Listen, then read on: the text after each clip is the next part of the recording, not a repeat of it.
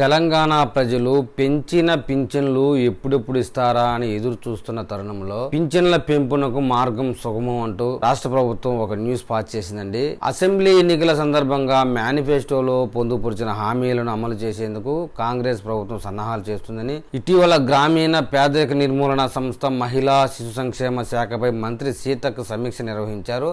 ఈ సందర్భంగా కొత్త పింఛన్ల జారీకి అర్హుల జాబితాను సిద్ధం చేయాలని సంబంధిత శాఖల అధికారులకు మంత్రి ఆదేశించారు. అంతా సవ్యంగా జరిగితే ఆగస్టు 1 నుంచే కొత్త పింఛన్లు అందజేయాలని ప్రభుత్వం భావిస్తున్నట్లు తెలుస్తుంది. ఈ కొత్త పింఛన్లంతా కూడాను ప్రజాపాలన దరఖాస్తుల ఆధారంగా కాంగ్రెస్ ప్రభుత్వం అధికారంలోకి వచ్చిన తర్వాత స్వీకరించిన దరఖాస్తుల ఆధారంగానే పింఛన్దారులకు నివేదికలు అధికారులు ప్రభుత్వానికి అందజేయనున్నారు. ఆయా దరఖాస్తులతో పాటే బీఆర్ఎస్ ప్రభుత్వ హయాంలో పెండింగులో ఉన్న పింఛన్ జాబితా పరిగణలోకి తీసుకోవడం ద్వారా అర్హుల జాబితా తయారు చేయాలని ఆదేశాలు వెలువడ్డాయి. చేయూత పథకం కింద చేనేత, పైలేరియా రోగులు, వృద్ధులు, వితంతులు, ఒంటరి మహిళలు, దివ్యాంగులు, ఎయిడ్స్ రోగులు, గీత కార్మికులు, బీడీ కార్మికులు పింఛన్లు అందజేస్తున్నారు. గత ప్రభుత్వ హయాంలో ఆసరా పథకం కింద 2016, దివ్యాంగులకు 3016 ఇవ్వగా కాంగ్రెస్ హయాంలో చేయూత పథకం ద్వారా దివ్యాంగులకు 6000, ఇతరులకు 4000 అందించేందుకు రేవంత్ రెడ్డి ప్రభుత్వం సిద్ధమైంది.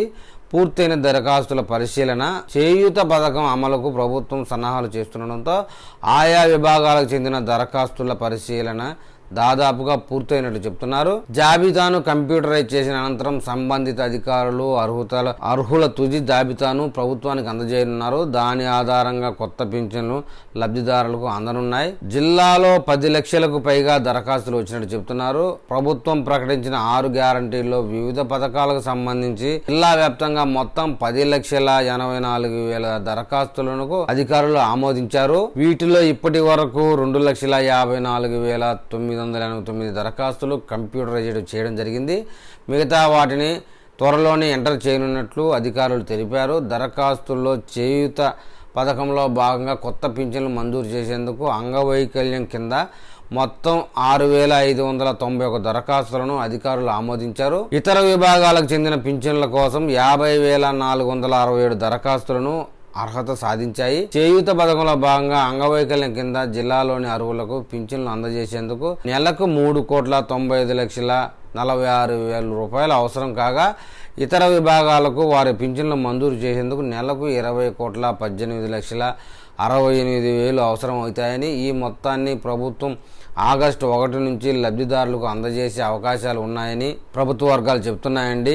ఈ కంప్యూటరైజ్డ్ అయిన తర్వాత ఆగస్టు 1 నుంచి ఈ పెంచిన పింఛన్లు ప్రతి పింఛనుదారుడికి అందజేస్తామని సమాచారం ఇచ్చారు. మరి ఈ వీడియో మీద తెలంగాణ ప్రజలు ఏమని కామెంట్ చేస్తారో చూద్దాం.